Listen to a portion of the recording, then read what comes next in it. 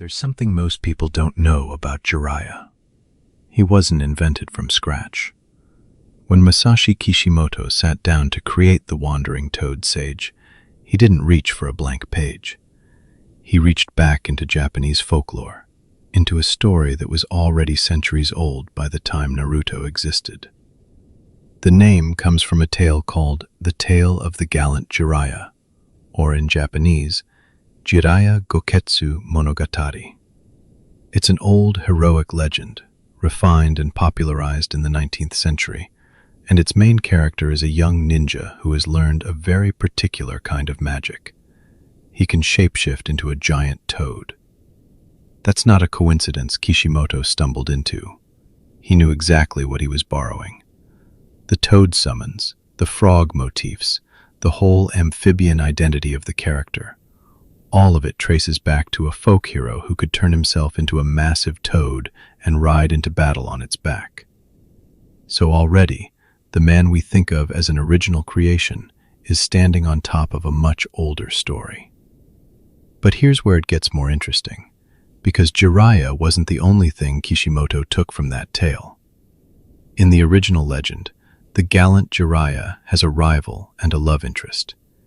His enemy is a villain who has mastered serpent magic, a snake sorcerer named Orochimaru. And his ally, the woman he eventually marries, is a young woman skilled in the magic of slugs, named Tsunade. If those names sound familiar, that's the point. The entire Sannin trio, the toad, the snake, and the slug, didn't come from three separate ideas. They came from one 19th century folktale, lifted almost directly and carried into a modern manga. Kishimoto essentially took the cast of an old ninja legend and gave them a new life inside his own world. And that decision quietly solved a design problem for him. Think about the way those three animals relate to each other. In Japanese folklore, there's an old game, a three-way standoff called sansukumi, where the snake fears the slug fears the toad, and the toad fears the snake. It's a triangle, a kind of rock, paper, scissors, where no single creature sits at the top. That balance was already baked into the legend before Kishimoto touched it.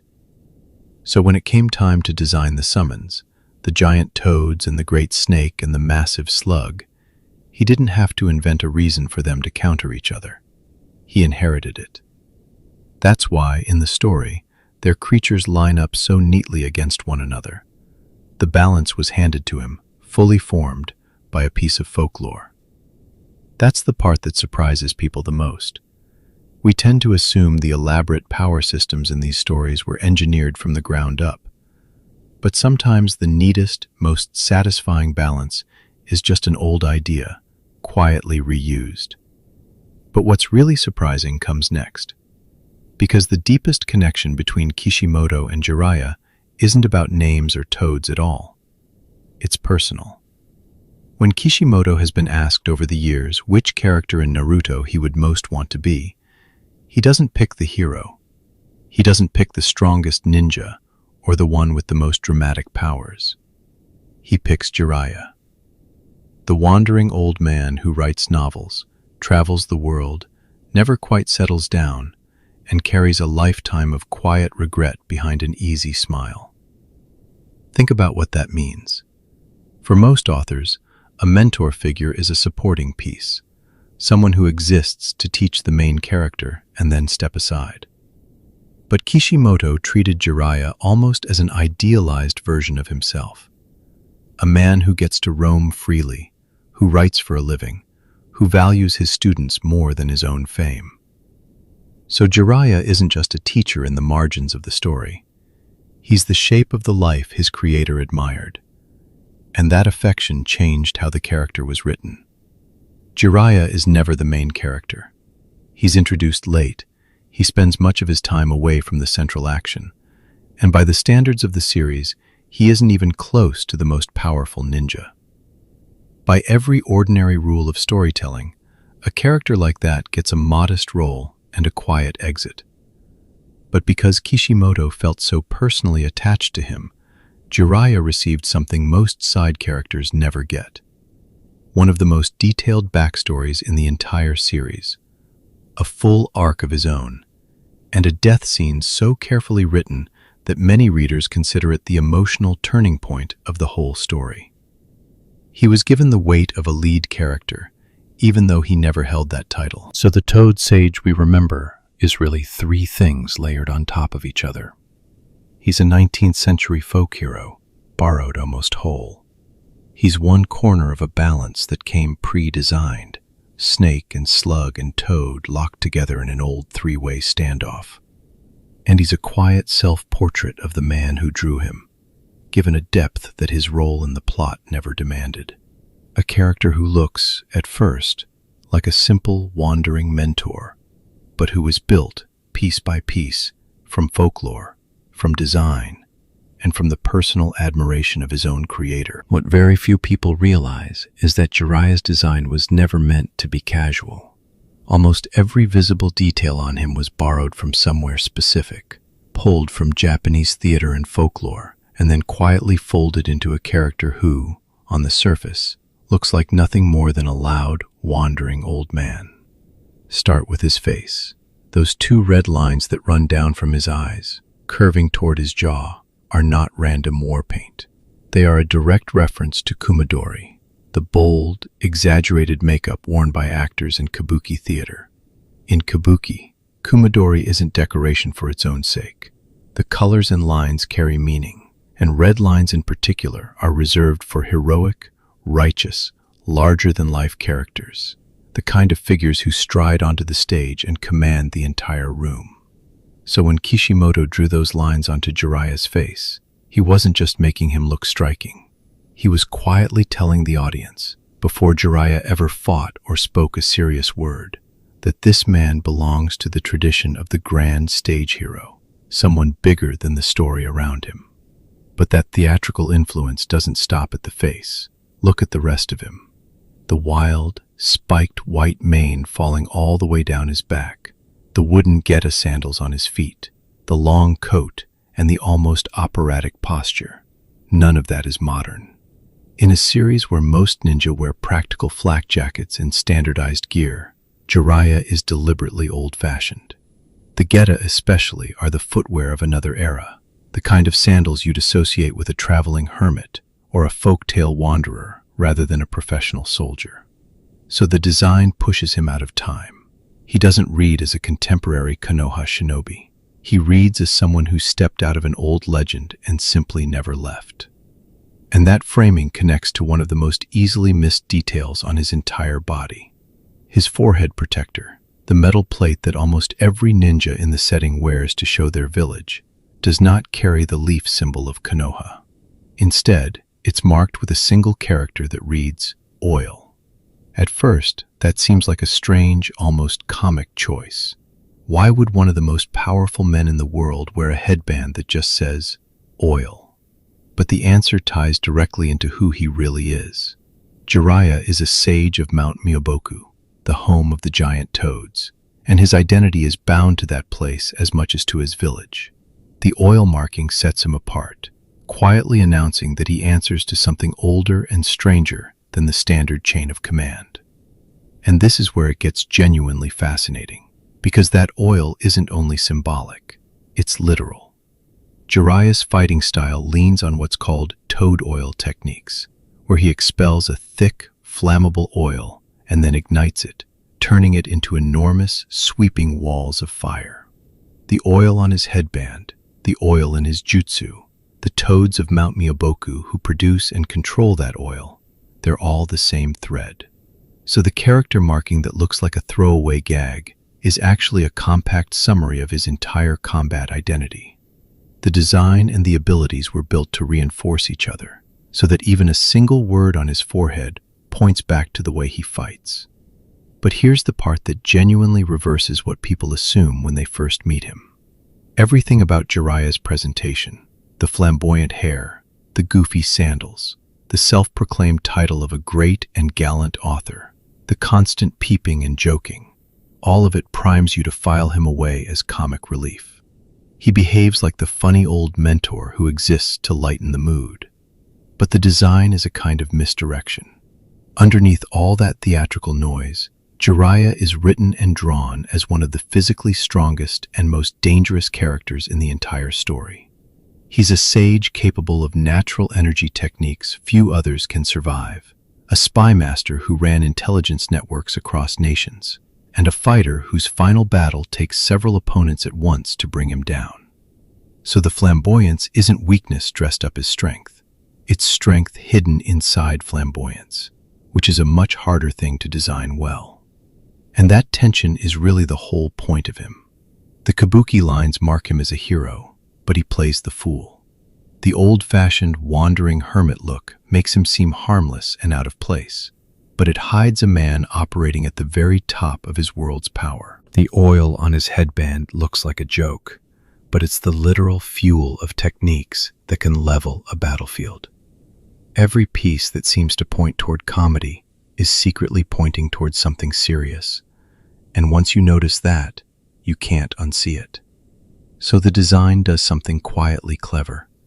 It lets you underestimate him, exactly the way the characters around him do, and then it slowly reveals the depth that was encoded in every line from the beginning. The theater makeup, the sage's oil, the hermit's sandals, they were never decoration.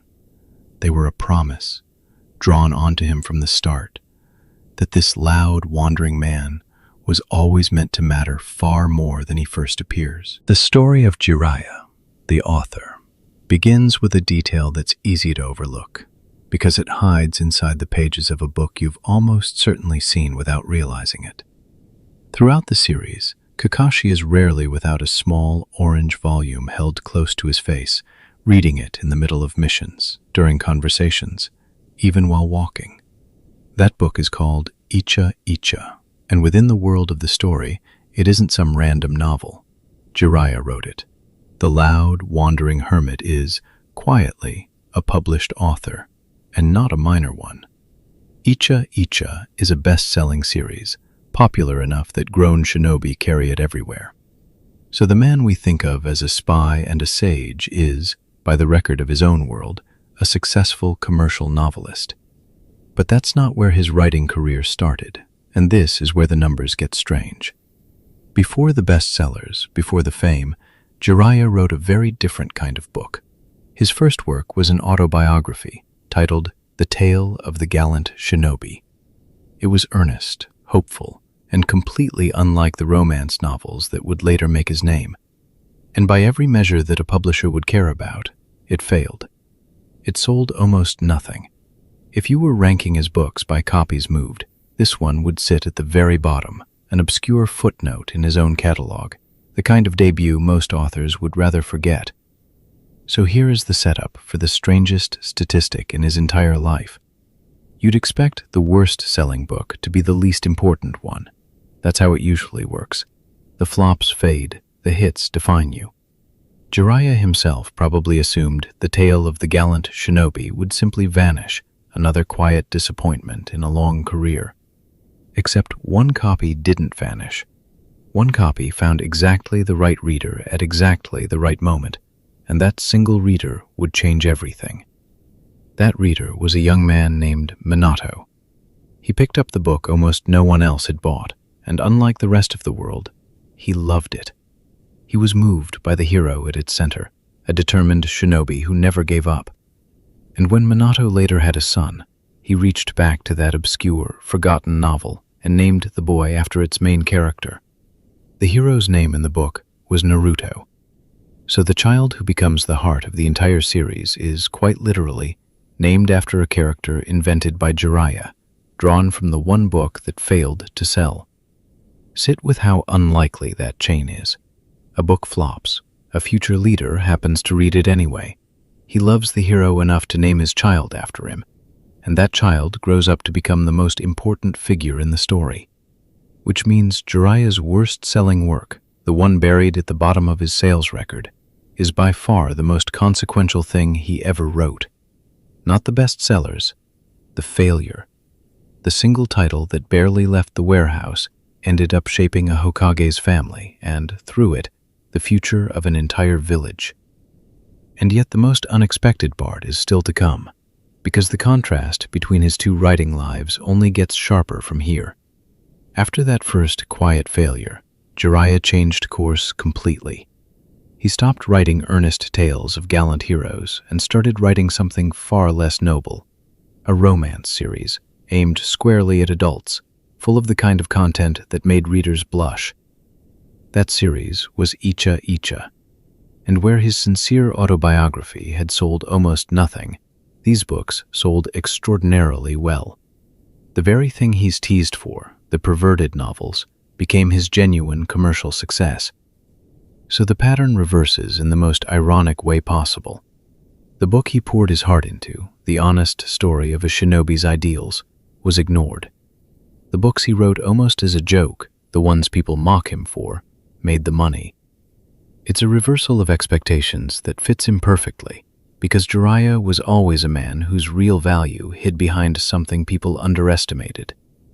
But those bestsellers weren't just for show, and this is the last piece that ties the record together. The success of Icha Icha may well have served something practical. It could have helped support his life on the road. Jiraiya spent his years wandering far from the village, gathering information, maintaining a spy network that quietly protected his home. That kind of travel costs money, and a spy who's always moving needs a reason to move and the means to do it. The novels could have given him both. His cover as a traveling author was believable precisely because it was true, and it fit seamlessly with his wandering from town to town. So when you follow the numbers all the way through, a quiet picture forms. Jiraiya's least successful book named the hero of the whole story and reshaped a future leader's family. His most successful books, the ones he's endlessly teased for, wove neatly into the espionage that kept his village safe. The failure mattered most to the story. The success mattered most to his mission. And the man carrying both records was the same wandering hermit everyone was so quick to laugh at, holding, all along, a far larger place in the tale than his reputation ever let on. Behind the familiar appearance of Jiraiya, the teacher, there's a habit that most people overlook. We tend to remember him as a mentor to one boy, Naruto, and we leave it at that. But if you follow the actual thread of his life, you find that the loud, self-mocking hermit was quietly the most important teacher in the entire village, and the story he shaped runs far deeper than a single student. It begins long before Naruto was born, in the Rain Village, during a war that left the region full of orphans. Jiraiya, still a young man, came across 3 children who were surviving on scraps: Nagato, Konan, and Yahiko. He could have walked past them. Instead, he stayed, and for years he trained them, taught them ninjutsu, and tried to give them a way to protect themselves in a place that had given them nothing. That much sounds simple, but the reason he stayed was not simple at all. Jiraiya carried a prophecy from a great toad sage, a prediction that he would one day guide a student who would bring a revolution to the ninja world, a child who could steer everything toward either destruction or peace. And when he watched Nagato, a boy with unusual eyes and unusual power, he began to wonder if the prophecy was pointing at one of these 3 orphans. So he trained them not just out of kindness, but out of belief. He thought he was raising the child who would save the world. Then he left. He believed his work there was finished, and he returned to his own life, unaware of how those 3 children would grow. And here is where the story quietly widens, because Nagato, Konan, and Yahiko were not the only students Jiraiya shaped. Back in Konoha, he took on a young, gifted ninja named Minato Namikaze. Minato would go on to become the 4th Hokage, the man remembered as the fastest shinobi of his age, the one who sealed the 9 tails at the cost of his own life.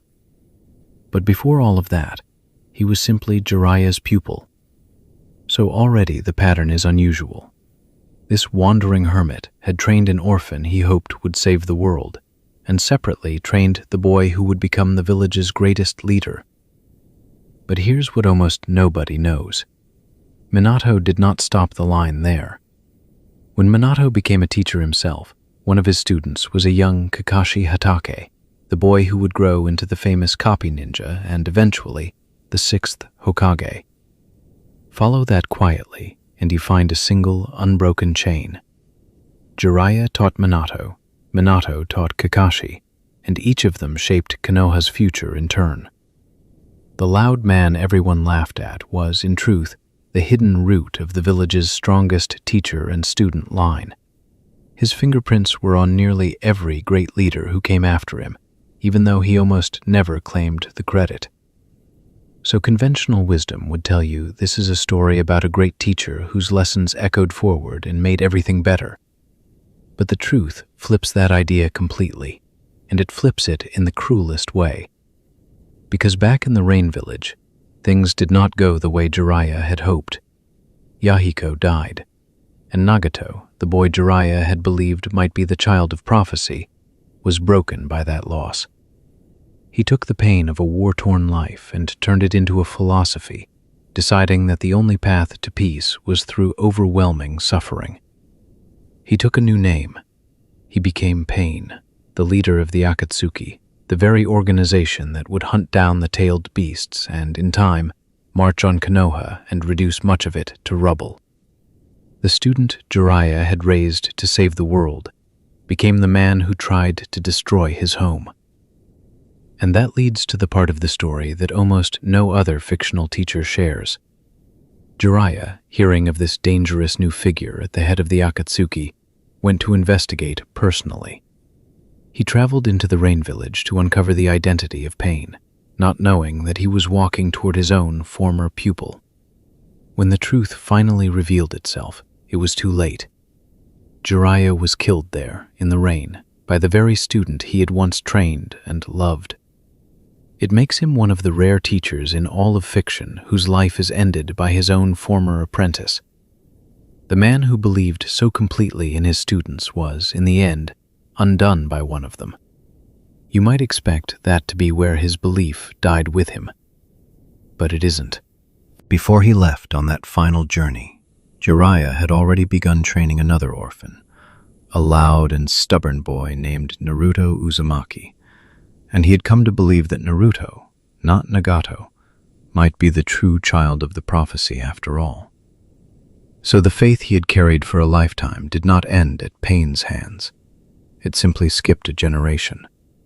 It passed quietly from the teacher to a new student, one who would eventually stand across from that same pain and choose to answer suffering with understanding instead of more suffering. Jiraiya did not live to see it, but his belief did. If you look closely at Jiraiya in Sage Mode, you start to notice that almost everything remarkable about him came from something that was never supposed to work in the first place. Because Sage Mode itself is a kind of miracle. It's a technique that lets a person gather the natural energy of the world around them, the energy in the air, the ground, the plants, and fold it into their own chakra, making everything they do stronger, faster, sharper. But drawing in that energy is dangerous. Take in too much, and it doesn't strengthen you at all. It turns you to stone. So on Mount Myoboku, the home of the toads, this art is treated with enormous care, and almost no human being can survive learning it. Jiraiya did. That alone puts him in an incredibly small group, one of the only humans in the entire story who can use Sage Mode at all. But here's where the accident begins. Jiraiya learned the technique, but he never quite mastered it. When he pulls in that natural energy, his body reacts by partly transforming into a toad. His skin roughens, warts spread across his face, and his nose changes into something he simply can't undo. For most sages, this would be a failure. The whole goal is balance, taking in exactly enough nature energy to empower yourself without letting it overwhelm your body. Jiraiya could never find that perfect line. He always took in a little too much, and the toad crept in. So he needed a solution, And the solution is one of the quietly strange details of his design.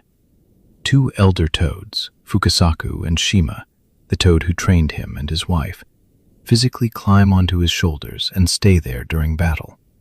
They're not passengers.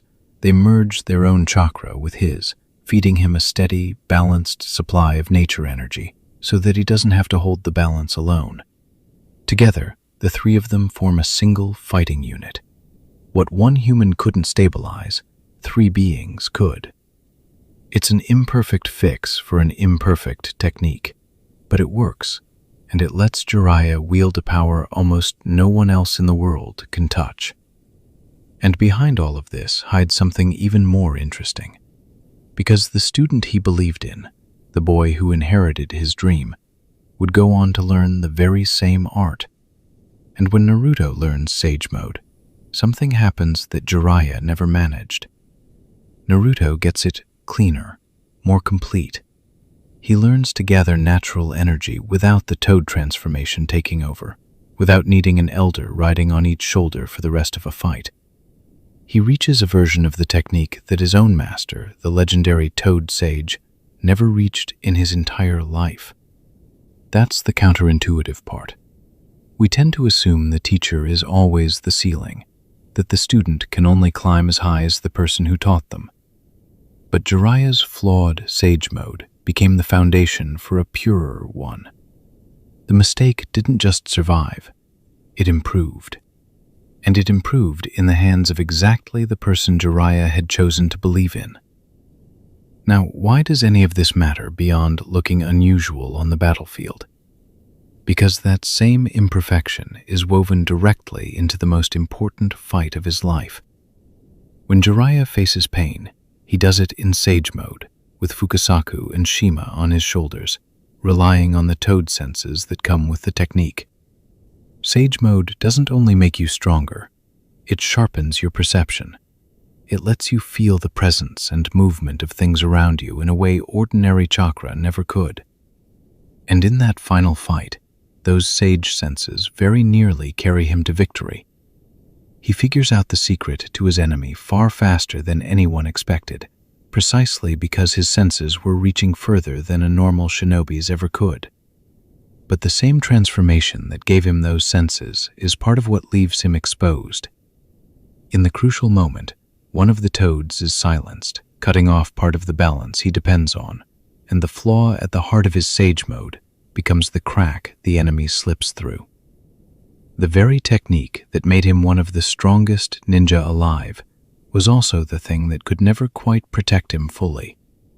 He came astonishingly close anyway, close enough to leave a message behind, a clue that would let the village finally understand the enemy he couldn't defeat.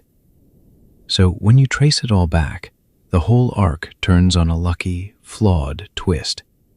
A human who shouldn't have been able to learn Sage Mode learned it. He couldn't perfect it, so he leaned on two old toads to hold him steady. That imperfect version made him powerful enough to nearly solve an unsolvable enemy, and it planted the seed for a student who would one day master what he could not. None of it was clean. None of it was the way the technique was meant to be used. And yet, every part of it, the warts and the toads and the borrowed balance, added up to a legacy far larger than the man himself. His technique was flawed. His belief was not. And in the end, it was the belief that he passed on. People rarely talk about pain, Jiraiya's death, as a story about connection. But that's really what it is.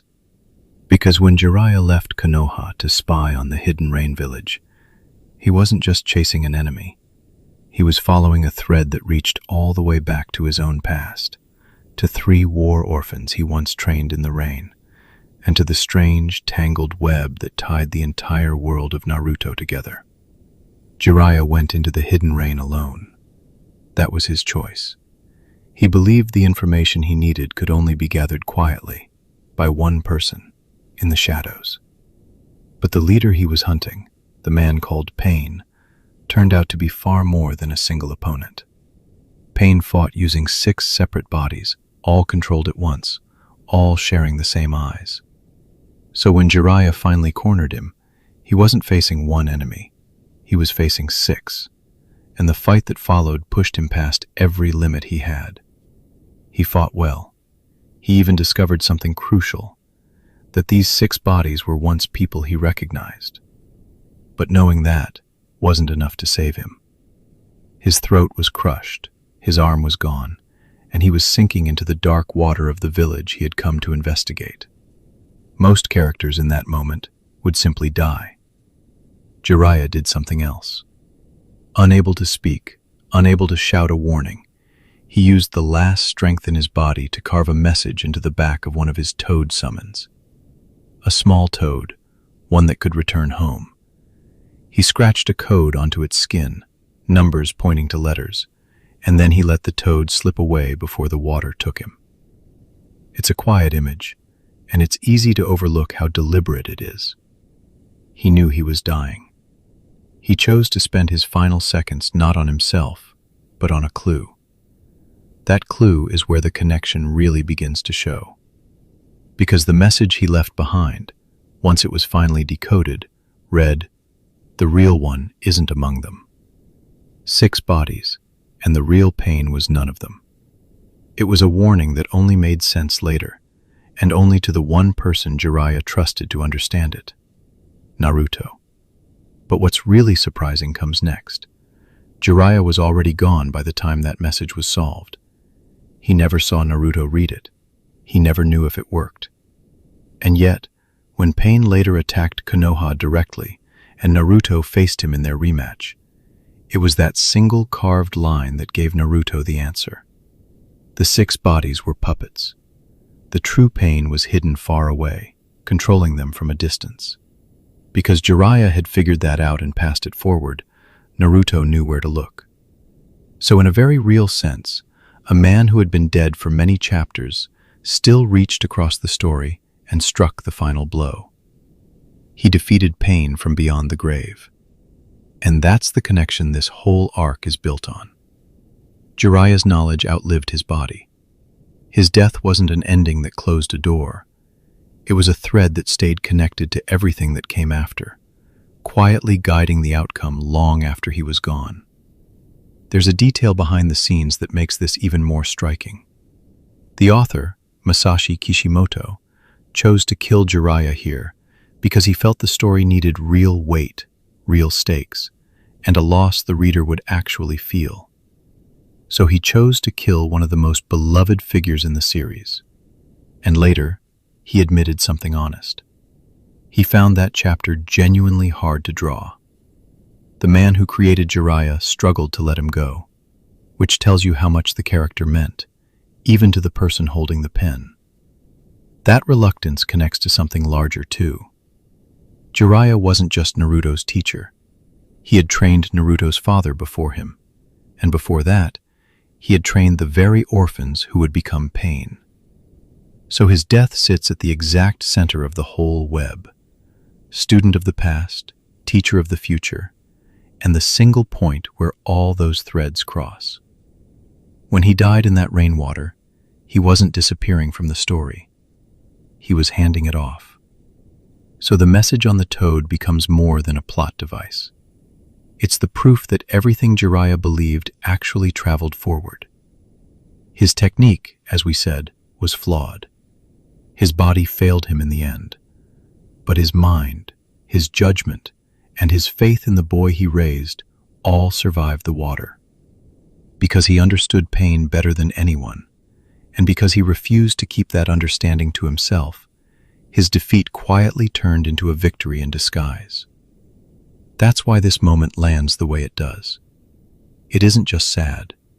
It's a death that stays connected to the living, a last message passed hand to hand, from a dying sage to a sleeping toad, from a small toad to a grieving student, and from that student to the enemy who thought he had already won. Jiraiya lost the fight, but the thread he left behind never broke. Curiously enough, Naruto, Jiraiya's legacy, is where the whole story finally makes sense. Because when we talk about the Toad Sage and everything he left behind, we tend to think of his books, his spy network, his students in the rain. But his greatest legacy was never a scroll or a technique written down somewhere. His greatest legacy was a person. It was Naruto himself.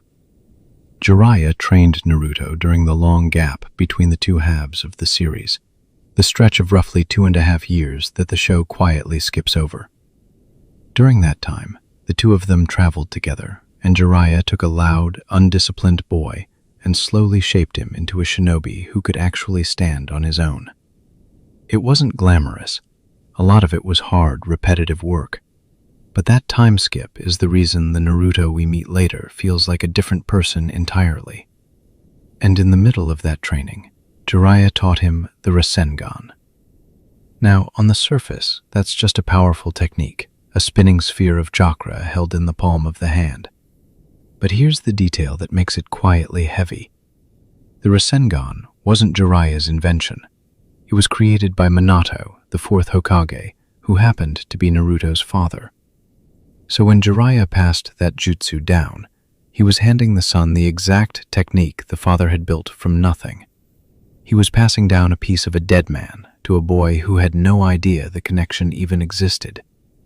Naruto learned his father's signature move without knowing it was his father's at all, and Jiraiya carried that knowledge silently the whole time. That silence, though, points to something deeper. Because Jiraiya wasn't just Naruto's teacher, he was Naruto's godfather. Minato and Kushina had chosen him for that role before they died, which means the bond between the two of them was never really student and mentor. It was family. And once you understand that, his death stops being the loss of a great ninja and becomes something much closer to grief. That's why it hits Naruto the way it does.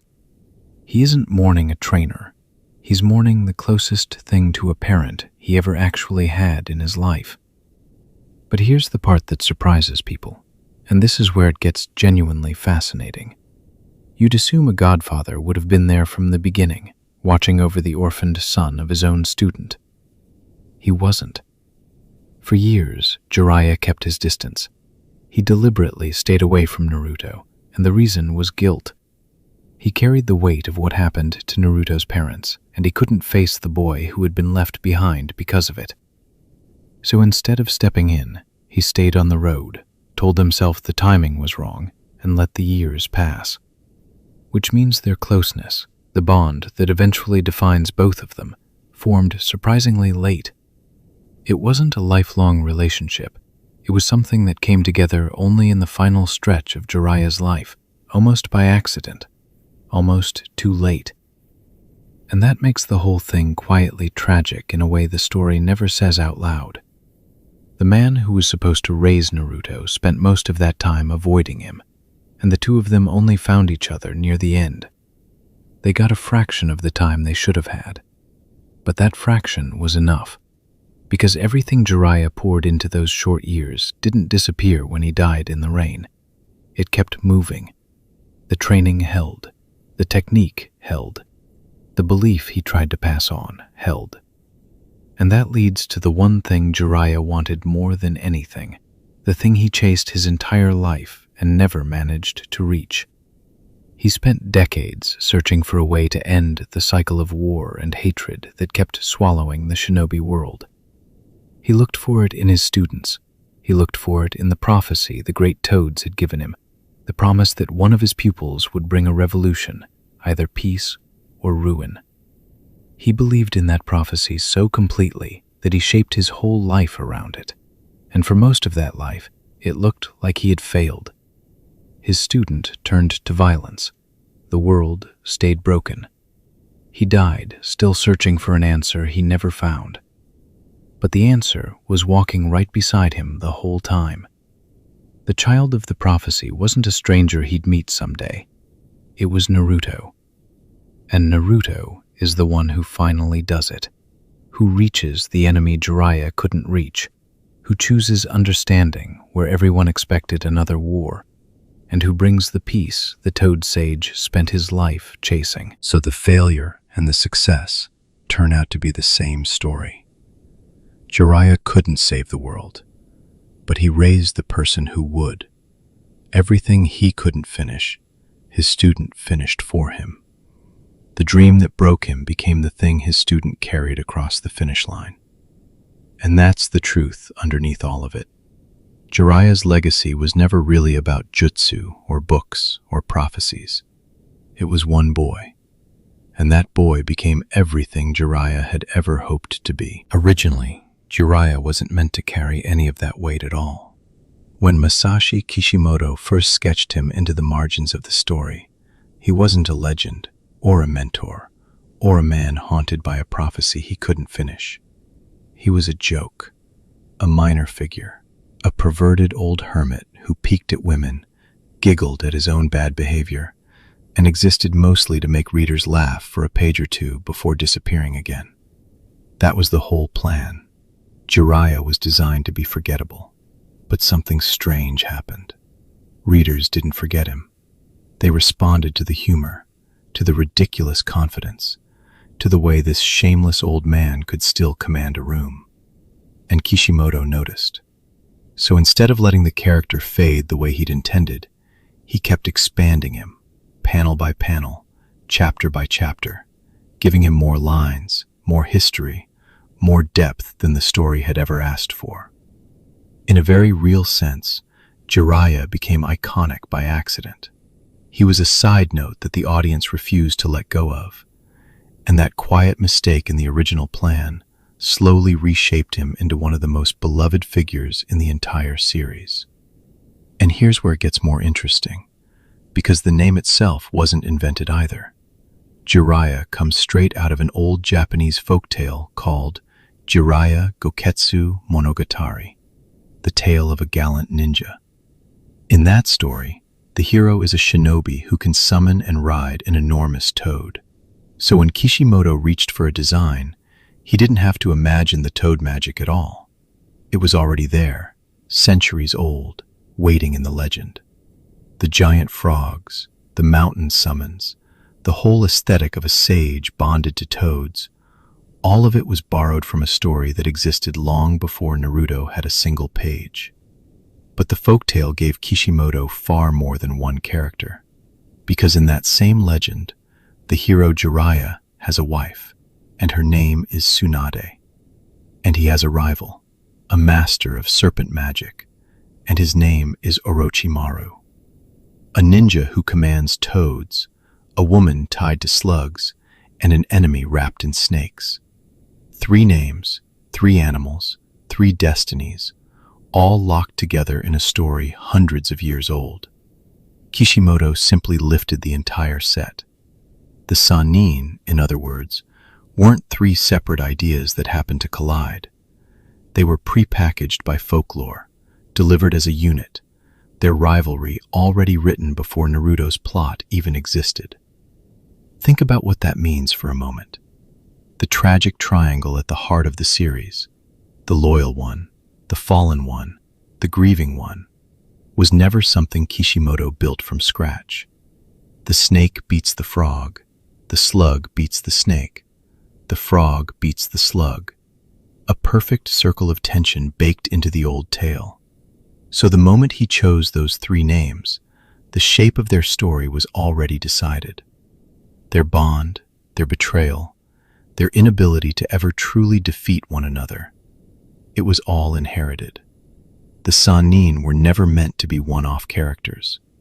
Their entire dynamic was designed around a centuries-old legend, sitting quietly beneath the surface of a modern ninja manga. And yet the most unexpected part is still to come. Because for all of that careful borrowing, the thing that truly elevated Jiraiya wasn't the folklore at all. It was the author's own affection. Kishimoto has openly said that Jiraiya is his favorite character to write. Not Naruto, not Sasuke, not Kakashi, the old toad sage. And once you know that, so much of the series suddenly makes sense. It explains why a mentor, a supporting figure who was never the hero, ends up with so much screen time, so many flashbacks, So many quiet moments the plot didn't strictly need. Kishimoto simply enjoyed spending time with him, and that enjoyment leaked onto the page. So follow the chain here, because it's a remarkable one. A throwaway comic relief pervert survives because readers laugh at him. Because he survives, the author starts to love writing him. Because the author loves writing him, he pours in more history, more heart, more attention than any side character deserves. And because of all that accumulated weight, when the tragedy finally arrives, the lonely death, the failed prophecy, the student who wasn't ready to say goodbye, it lands with the force of a main character, even though he never was one. The sorrow came last. It was built on top of a joke. That's the quiet irony of Jiraiya. He was never planned to matter. He was assembled from an old folktale for convenience, dropped into the story as a laugh, and kept alive almost by mistake. But every accident stacked on the last, until the forgettable hermit became the emotional core of the entire saga. The character Kishimoto almost threw away turned into the one he loved the most. And maybe that's fitting. A man who spent his whole life being underestimated, written off, overlooked. A man whose greatest legacy was one boy he believed in when no one else did. Even the way he was created mirrors the way he lived. Quietly, unexpectedly, and far, far more important than anyone ever meant him to be. One often overlooked detail about Naruto Uzumaki is that his story is stitched together with references most viewers walk right past. Take his name. It feels like something invented for the show, a title chosen because it sounded heroic. But the name Naruto actually comes from one of Jiraiya's own novels, a book the Toad Sage wrote long before the boy was ever born. Jiraiya named his fictional protagonist Naruto, and when Minato and Kushina asked him to name their child, he offered that same name. So the hero of the entire series is quite literally named after a fictional character inside the story itself. A character wrote a character, and that character became the legend. That small choice tells you something about how deeply Jiraiya was woven into Naruto's life before either of them realized it. Because Jiraiya was Minato's master, and Minato was Naruto's father, Jiraiya sits in a strange and quiet position. He's effectively Naruto's ninja grandfather. The anime never states it so bluntly, but it emphasizes the bond in softer ways. Watch how they argue. Watch the way they both freeze at the sight of a beautiful woman, the way they both grin when a plan comes together, the way they both refuse to give up long after giving up would be reasonable. Those shared, goofy habits aren't an accident. They're the show telling you that something passed down through this lineage, even though no blood connects the two of them. And that inheritance runs deeper than personality. Consider the Rasengan. Naruto learns it from Jiraiya, and for most of that training, Naruto believes it's simply one of the old man's signature moves. But the Rasengan wasn't Jiraiya's creation. It was developed by the fourth Hokage, by Minato himself, Jiraiya's own student. So when Jiraiya teaches it to Naruto, he isn't just handing down a technique. He's passing the fourth Hokage's jutsu to the fourth Hokage's son, without the boy knowing that the man who invented the swirling sphere in his palm was his own father. The teacher's teacher, returning to the bloodline it started in, one generation later. That kind of quiet symmetry is everywhere once you start looking. During their early time together, Naruto accidentally summoned Gamabunta, the enormous chief toad, a summon so powerful that most shinobi couldn't dream of calling him. It was messy, it was unintentional, but it proved something crucial. This boy could reach the same toad summoning power that Jiraiya himself had spent a lifetime mastering. And Jiraiya's willingness to train Naruto grew from his bond with Minato and his belief in the old prophecy, the sense that he was looking at someone walking the exact same path he once walked. Which leads to a detail that feels almost impossible when you notice it. The toad summoning contract that Naruto signs, the scroll that binds him to the toads of Mount Miyaboku, is the very same contract Jiraiya signed as a boy. Not a copy, not a different version. The same document, carrying the same names, stretching back across generations of summoners. So both of them, decades apart, pressed their bloody handprints onto the identical scroll. Both were carried off to the mountain. Both were judged by the Toad Elders, the ancient sages who decide whether a summoner is worthy of the deeper secrets. And here's the part that quietly overturns what you'd expect. You'd assume Naruto, the chosen hero, the child of prophecy, would be welcomed instantly. He wasn't. He was tested exactly as harshly as Jiraiya had been, forced to prove himself before earning access to sage-level power. The prophecy didn't exempt him. It only meant the Toads were watching more closely. So the pattern completes itself.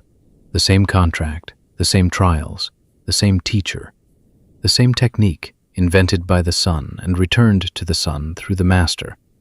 Even the same absurd sense of humor, passed down without a drop of shared blood. When you line these details up, Naruto stops looking like a boy who stumbled into greatness by accident and starts looking like the deliberate continuation of a story Jiraiya had been living and writing his entire life. And that's the hidden reference at the heart of it all. Jiraiya wrote a novel about a stubborn, failing student who refuses to abandon his dream of peace.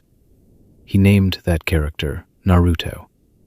Years later, he gave that name to a real child, then trained that child in the techniques of the man who inspired the novel in the first place. The line between the story Jiraiya imagined and the life he actually lived nearly disappears. He didn't just believe in one boy when no one else did. He recognized in that boy the exact figure he'd spent his whole life trying to describe on the page, the hero he hoped was real. So when Naruto stands on the Toad's back, or forms the Rasengan, or answers to a name pulled from a forgotten book, he's carrying more than raw power. He's carrying a quiet inheritance, hidden in plain sight, from the man who named him after a dream. Here's something genuinely fascinating about Minato Namikaze, and it starts not with the man himself, but with the teacher standing quietly behind him. Minato was Jiraiya's student. Not one of many, not a face in a crowd of hopefuls, but the one Jiraiya chose to train personally. And that detail matters more than it first appears, because Jiraiya trained very few people directly over his long life. He preferred to wander, to write, to watch the world from a distance. But something about Minato made him stop wandering and stay. He saw in this quiet, unassuming boy a kind of talent that only comes along once in a generation. So the man who would one day become the fourth Hokage, the hero who sealed the Nine Tails, learned the fundamentals of being a shinobi from the Toad Sage himself. But here's where the story bends in a way most people never stop to consider. Jiraiya was offered the position of fourth Hokage first, before Minato. The village looked at Jiraiya, one of the legendary Sannin, a student of the third Hokage, and they said, "It should be you." And he said no. He turned it down. He believed his own personality was simply wrong for the job, too restless, too unsuited to the endless paperwork, the meetings, the quiet weight of sitting behind a desk while the world moved on outside the window. So instead of accepting, he pointed to his student and recommended Minato in his place. Now think about what that single refusal set in motion. Because if Jiraiya had said yes, if he had swallowed his restlessness and taken the hat, the entire timeline shifts. Minato might never have become Hokage, and it was Minato, as fourth Hokage, who gave his own life to seal the Nine Tails into his newborn son on that terrible night. Had Jiraiya been wearing the hat instead, Minato might have survived. Naruto might have grown up with a father. The lonely, orphaned childhood we know so well might never have happened at all. One quiet decision, made out of self-knowledge rather than ambition, rewrote the life of a child who hadn't even been born yet. And behind all of this hides something even more interesting, because it wasn't just skills that Jiraiya passed down to Minato. It was an idea. Jiraiya was the one who planted in Minato the notion of becoming something more than a strong ninja, of becoming a role model, a symbol the entire village could look up to. That was Jiraiya's dream, spoken aloud to a student who took it seriously. And Minato didn't just absorb that idea and keep it to himself. He carried it forward. When he named his son Naruto, a name pulled fittingly from the pages of one of Jiraiya's own novels, he was already passing that inheritance down another generation.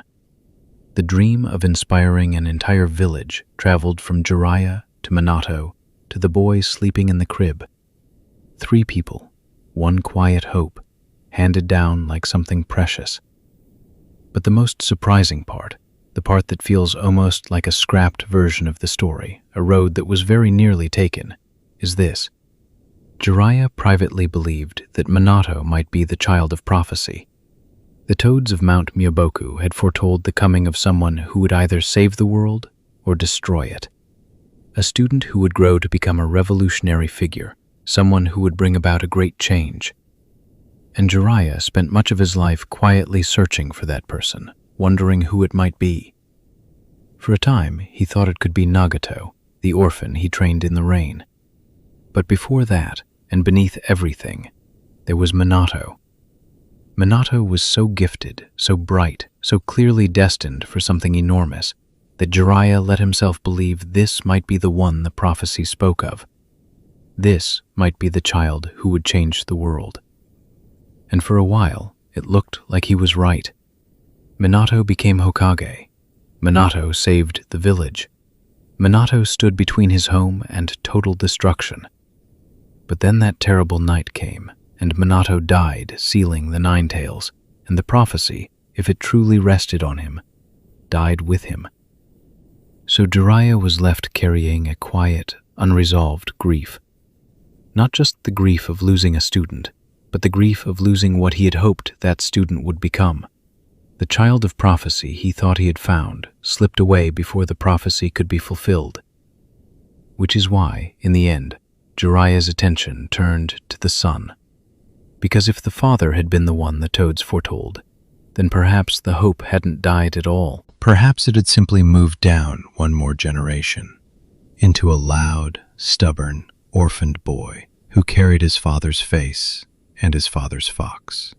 The dream Jiraiya had once pinned on Minato quietly transferred to Naruto, the same way the name did, the same way the idea of inspiring a village did. An inheritance handed down not once, but twice. And when Naruto finally stood before the world as its unlikely savior, he was completing a story that had almost belonged to someone else entirely, a version of the prophecy that was written, set aside, and quietly passed on. There's something most people don't know about Gamabunta, and it has less to do with the giant toad himself, and more to do with the human who first stood on his head. Because before Gamabunta was a fixture of the story, before he was the towering, sword-swinging chief toad everyone remembers, he was part of a tradition far older than the anime that made him famous. Gamabunta is the chief toad of Mount Myoboku, the leader of the Toad clan, and in the entire history of that clan, there were only a handful of humans he ever fully accepted. Jiraiya was one of them. Not a passing summoner, not someone borrowing power for a single fight, but a partner he came to treat as something close to an equal. That kind of trust wasn't given easily, and it tells you something about who Jiraiya was long before he became the wandering teacher we meet later. But to understand why Gamabunta looks and behaves the way he does, you have to look at where the idea came from in the first place. Gamabunta isn't an original invention in the strictest sense. The image of a giant toad who smokes a long pipe and carries a sword is rooted in an old Japanese folktale, the legend of a hero named Jiraiya, a ninja who could summon and ride an enormous toad. Kishimoto didn't stumble into that imagery by accident. He named the character Jiraiya on purpose, and he leaned into the samurai toad look deliberately, giving Gamabunta that oversized pipe, that heavy blade, and that gruff, battle-worn personality. So the toad you're watching isn't just a monster designed for spectacle. He's a quiet nod to a story Japanese audiences had known for generations. And that connection between man and toad runs deeper than design, because the way Jiraiya summons has its own hidden logic. Jiraiya's toad summons scale with his emotions and his chakra. The stronger his feelings, the deeper his reserves, the larger the toad he can call. That's why Jiraiya could summon Gamabunta at full size, while a beginner like Naruto, early on, could barely manage to summon the toad's head, leaving himself clinging to it while the rest never appeared. It wasn't that Naruto lacked potential. It was that summoning something like Gamabunta demands a control and a depth of chakra that takes years to build. The size of the toad, in other words, is a kind of quiet measure of the summoner standing on top of it. But what's really surprising comes next, because Jiraiya's time on Mount Myoboku gave him something far rarer than a giant toad to ride. He trained under the elder toads there, and through that training, he technically learned Sage Mode, the ability to draw natural energy from the world around him and fold it into his own chakra. This is one of the most difficult techniques in the entire story, and very few people ever managed it. Jiraiya was one of them. And yet, here's the part that complicates the picture. Jiraiya could never perfect it. When he gathered natural energy, his body couldn't balance it cleanly. The toad influence bled through into his appearance, leaving him with frog-like features when he transformed. A broadened nose, changes to his eyes, a face that shifted toward something amphibian. It was a visible sign that his Sage Mode was incomplete, that he'd absorbed just a little too much of the toad's nature to pass as fully human in that state. For most techniques, an imperfect version is simply a weaker one. You'd expect his flawed Sage Mode to be a handicap. But this is where it becomes genuinely counterintuitive, because Jiraiya's imperfect Sage Mode is, in some ways, stronger than a solo transformation would be. He couldn't complete the process alone, so he didn't. Two elder toads, Fukasaku and Shima, fused directly onto his shoulders to finish what his own body couldn't. They handle part of the natural energy for him, and they bring their own abilities into the fight, layering genjutsu built from sound over Jiraiya's raw power. So the very flaw that left him looking half-toad also tied him permanently to two of the wisest sages of Mount Myoboku, turning a limitation into a kind of three-person partnership. What looks like a failure to master the technique is really a different path to the same summit, one he could only walk with the toads beside him. And when you set all of that together, the folktale hero who lent him his name, the giant toad drawn from that same legend, the summons that grow with the strength of his heart, and the Sage Mode he shared rather than owned, you start to see that Jiraiya was never meant to be a lone figure. Everything about his power was built around connection, around a mountain full of toads who chose to stand with him. The toad on the folktale scroll, the toad chief who accepted him, and the elder toads who completed him. All of it points back to the same quiet truth. Jiraiya's greatest strength was never something he carried alone. What very few people realize is that Tsunade was written into Jiraiya's story long before either of them ever spoke a line of dialogue. Their names come from an old Japanese folktale called The Tale of the Gallant Jiraiya, and in that source material, the ninja Jiraiya, the serpent user Orochimaru, and the snail princess Tsunade were already bound together. So when Masashi Kishimoto reached for these names, he wasn't just borrowing a hero, he was borrowing a pre-existing romantic and rival triangle, one where Jiraiya and Tsunade were destined to be paired. In other words, the emotional connection between them was baked into the foundation before the manga added a single panel. That detail matters because it reframes everything that follows. Jiraiya's lifelong crush on Tsunade wasn't a spontaneous idea Kishimoto invented one afternoon. It was, in a sense, honoring the folktale's own logic. From their genin days, when they trained together as students under Hiruzen Sarutobi, Jiraiya carried a quiet, largely one-sided affection for his teammate, and he never really let it go. It followed him across decades, through wars, through wandering, all the way to the end of his life. But here's the part that makes it feel human rather than tragic. He never once let that unreturned feeling curdle into resentment. Instead, it did the opposite. Because Tsunade rejected him so consistently, you might expect Jiraiya to eventually stop seeing her clearly. But he did the reverse. He never stopped respecting her as an equal warrior, one of the strongest shinobi of their generation, a medical genius whose skills he openly admired.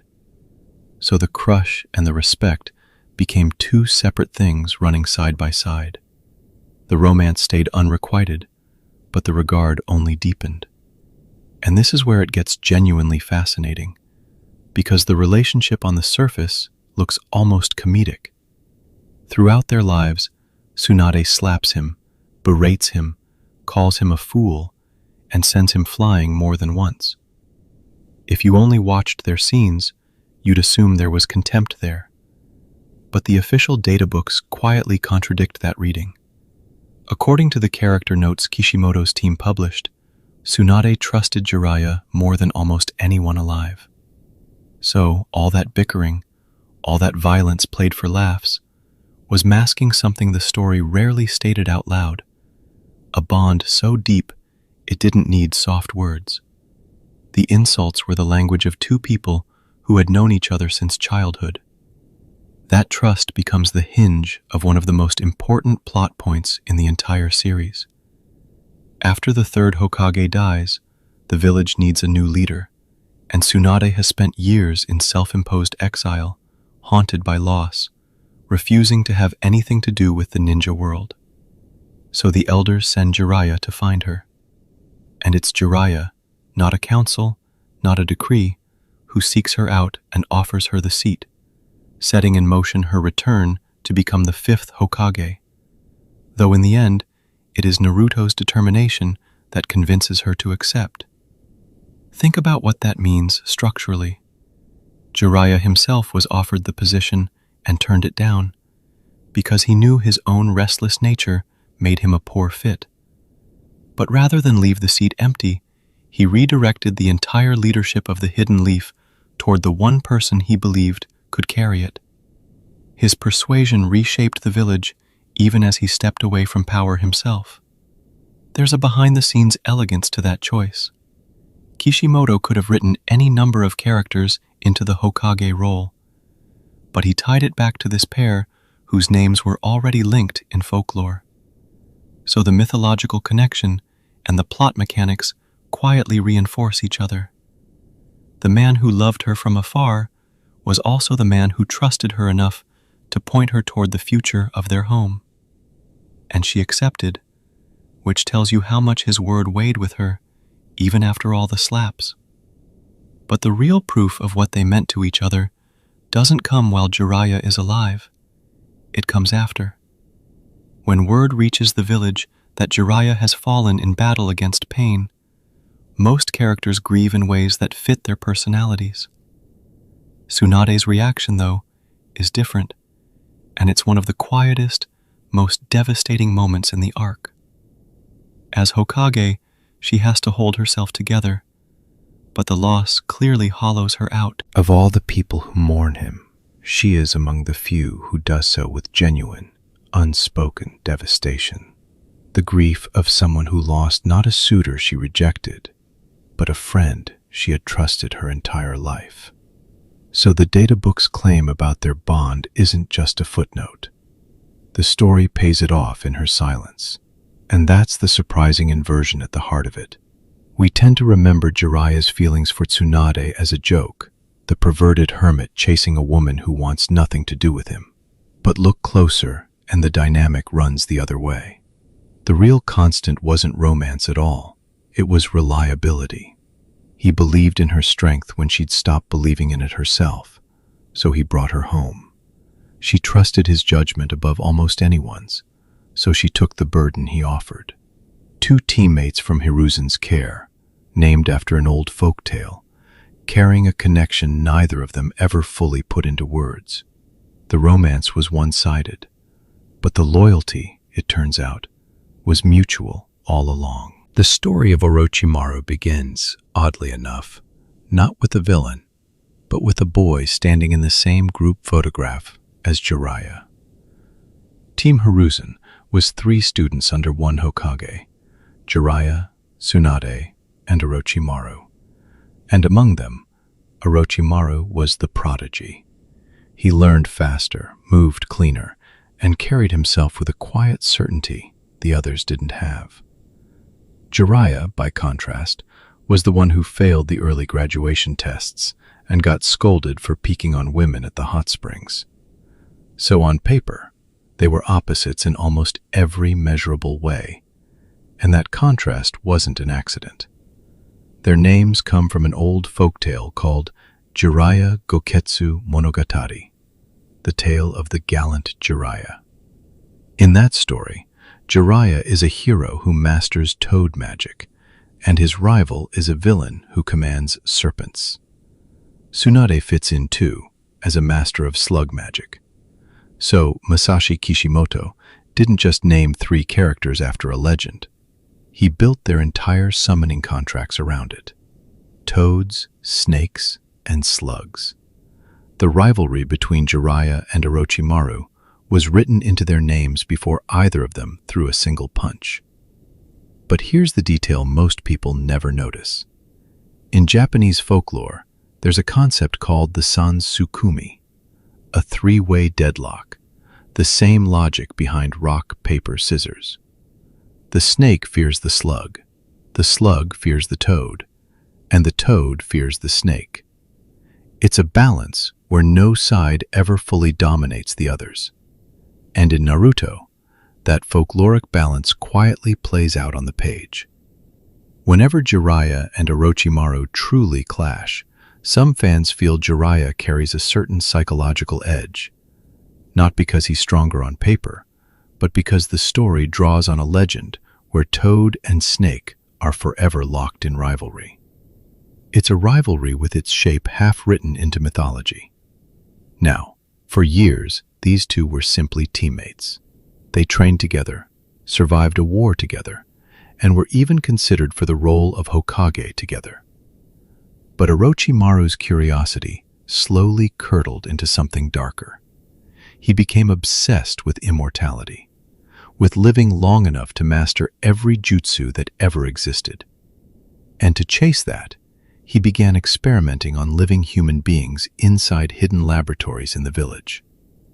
When Hiruzen discovered it, he couldn't bring himself to kill his own student, and he let Orochimaru flee. That single act of mercy is one of the most consequential decisions in the entire series. Yet, the most unexpected part is still to come. Because when the village faced the question of who would go after Orochimaru, who would actually hunt him down and end him, only one of the 3 Sannin stepped forward. Not Hiruzen, the man who raised him. Not Tsunade, who eventually left the village entirely to escape her grief. It was Jiraiya. The clumsy one, the one who failed his early tests, the self-proclaimed pervert. He was the only person willing to try to kill his closest friend. And he failed. That failure is the quiet statistic that defines the rest of his life. Jiraiya, a man strong enough to be offered the title of Hokage more than once, could not bring himself to strike down Orochimaru when he had the chance. And he admits it openly. He confesses that even standing across from him as an enemy, he still cared about the person Orochimaru used to be. So his hand hesitated. In a shinobi world that treats hesitation as weakness, Jiraiya's inability to finish the job is treated not as cowardice, but as a tragic flaw, a wound that never quite closes. And that wound reshapes everything he does afterward. Think about the pattern of Jiraiya's later life. He becomes a wandering teacher. He takes on students who are drifting toward darkness and tries to pull them back. Nagato, the boy who would become Pain. And later, Naruto. Because here's the through line most viewers only feel rather than notice. Jiraiya's mentoring of Naruto is quietly powered by guilt. He watched one gifted friend fall into darkness and could do nothing to stop it. So when he sees another child balanced on that same edge, he pours everything he has into making sure the story ends differently this time. It's a remarkable thing when you lay it out plainly. Orochimaru appears throughout Naruto as a cold, calculating antagonist. The snake, the experimenter, the man who abandoned his humanity. But from Jiraiya's side, he was never just a villain. He was a friend Jiraiya failed to save, and a mirror Jiraiya spent decades trying not to see reflected in his students. Every lesson he teaches Naruto about not giving up on people carries the shadow of the one person he did, in a sense, give up on. So the folktale that named them turns out to be more than a naming gimmick. The gallant Jiraiya and the serpent villain were always destined to stand on opposite sides. But the version Kishimoto wrote added something the old legend never had: regret. In the folklore, the hero simply defeats the villain. In Naruto, the hero spends his whole life haunted by the fact that, when it mattered most, he couldn't. And that failure, quietly, is what made him the teacher Naruto needed. Behind the familiar appearance of Nagato, the pale, red-haired figure who commands the 6 bodies of pain, there's a detail that quietly reverses everything you think you know about this story. We tend to imagine villains as strangers, forces that arrive from the outside to test the hero. But Nagato was not a stranger to Jiraiya. He was, in the most literal sense, his student. Years before the events of the main story, Jiraiya traveled to Amegakure, the village hidden in the rain, a place shaped by endless war and endless downpour. There he found 3 orphans, Nagato, Yahiko, and Konan, children who had lost their families to the fighting and were surviving on scraps. Jiraiya could have walked away. Instead, he stayed. He spent years in that rain-soaked country raising them, feeding them, and teaching them how to use their chakra so they could protect themselves once he was gone. So the man who would become the world's most feared antagonist first learned the shape of the world from Jiraiya's own hands. That alone is a strange enough truth, but it goes deeper, because while he was teaching these children, Jiraiya noticed something in Nagato's eyes, not their color, but their pattern, a rippling, concentric design that the boy tried to hide. Jiraiya recognized it as the Rinnegan, the legendary eyes said to belong to the Sage of 6 Paths himself, the founder of ninjutsu. To see those eyes in a small orphan from the poorest corner of the ninja world was almost incomprehensible. And this is where the toads enter the picture. Jiraiya had once received a prophecy from the great toad sage that he would one day train a student who would bring about a revolution in the ninja world, a child of prophecy who would either save it or destroy it. For a long time, Jiraiya believed that child was Minato, the man who became the 4th Hokage. But standing there in the rain, looking at a boy with the eyes of a god, Jiraiya began to wonder if the prophecy had pointed him here instead, to Nagato. So Jiraiya left Amegakure carrying hope. He believed he might have just met the person who would finally heal a broken world. And here's the tragedy folded quietly into that hope. He was right about the impact, and completely wrong about the direction. Because Nagato did change the world, but through pain rather than peace. After Jiraiya left, Yahiko was killed, and that loss shattered something in Nagato. The gentle boy who once cried over suffering came to believe that only shared, overwhelming pain could ever teach humanity to stop fighting. He took the name Pain, and he built an entire philosophy around it. But here's what almost nobody knows. That philosophy didn't come from nowhere. It was, in a dark and twisted way, an inheritance from Jiraiya himself. Jiraiya had spent his whole life thinking and writing about the nature of pain, about how suffering shapes people, about the possibility of a world that could someday understand one another. He passed those very ideas to 3 children in the rain. Nagato absorbed them, and then bent them into something merciless. The teacher's lessons about pain became the student's justification for causing it. So the antagonist Jiraiya eventually faces is not a distant evil. It is his own teaching, returned to him, wearing the face of a child he once tried to save. And that leads to the most painful reversal of all. When Jiraiya finally infiltrates the Hidden Rain to investigate the mysterious leader called Pain, he does not know who he is walking toward. He fights the 6 bodies without realizing that the mind controlling them belongs to Nagato. The recognition comes late, far too late. It is only in his final moments, wounded and sinking beneath the water, that Jiraiya pieces it together and understands that the enemy who has beaten him is the orphan he raised. Think about how unusual that is. We expect the mentor to see through the villain, to recognize his student across any disguise. But Jiraiya doesn't.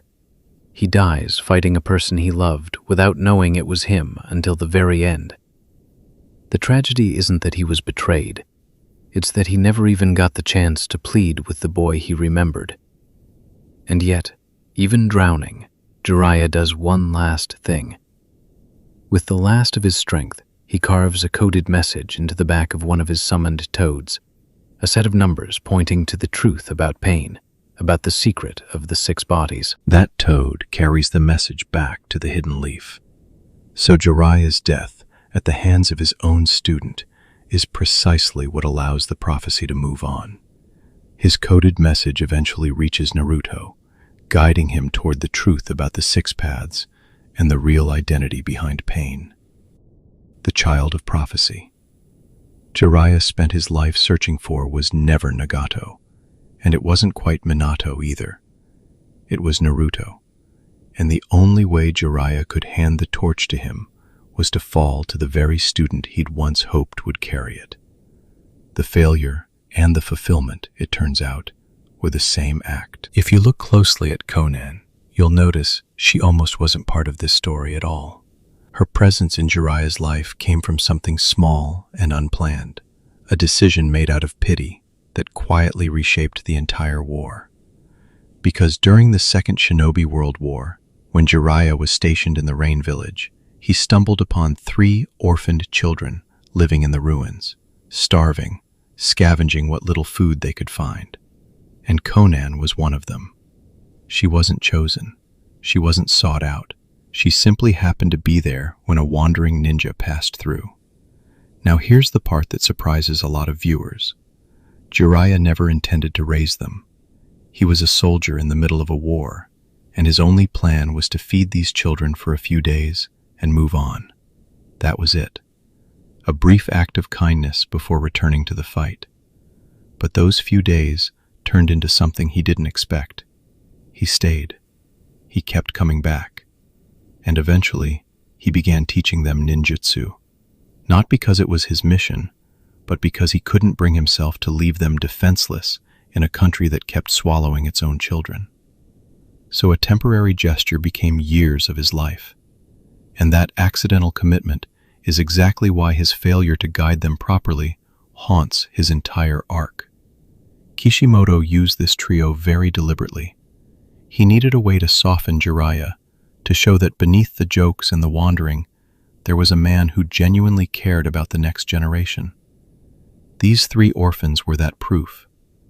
They turned Jiraiya from a comic figure into someone with real weight, someone whose choices carried consequences he couldn't undo. And of the 3, Konan was the quiet one, the gentle one. While the others burned with anger or ambition, she was calm, steady, almost maternal in how she held the group together. It's telling that Jiraiya remembered her fondly even decades later. He didn't remember her as a weapon or a soldier. He remembered her as a child who was kind. because her devotion showed him something he needed to believe, that his teaching could shape lives for good, not just for war. In a world that used children as tools, Konan was the reminder that a gentle heart could survive. But here's the tragic hinge of the whole thing. While Jiraiya was watching over these three, he noticed something extraordinary in one of them. Nagato possessed the Rinnegan, the legendary eyes tied to the founder of the ninja world. And to Jiraiya, that wasn't just a rare ability, it was a sign. He had heard a prophecy about a child who would bring peace, and looking at Nagato, he convinced himself he'd found that child. So he trained them harder, believing he was preparing the savior of the world. And then, thinking his work was done, he left. And behind all of this hides something even more interesting. Jiraiya never realized that his departure was the very thing that would poison everything he hoped to build. He walked away believing he'd set them on the path to peace.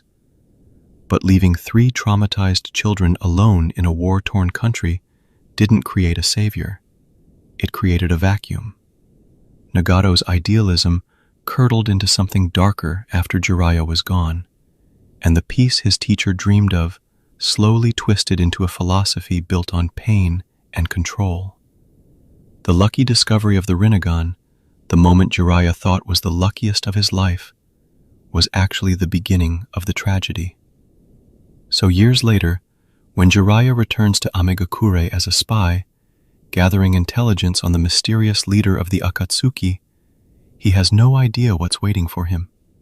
He thinks he's infiltrating enemy territory, but the enemies he's about to face are the very orphans he once loved.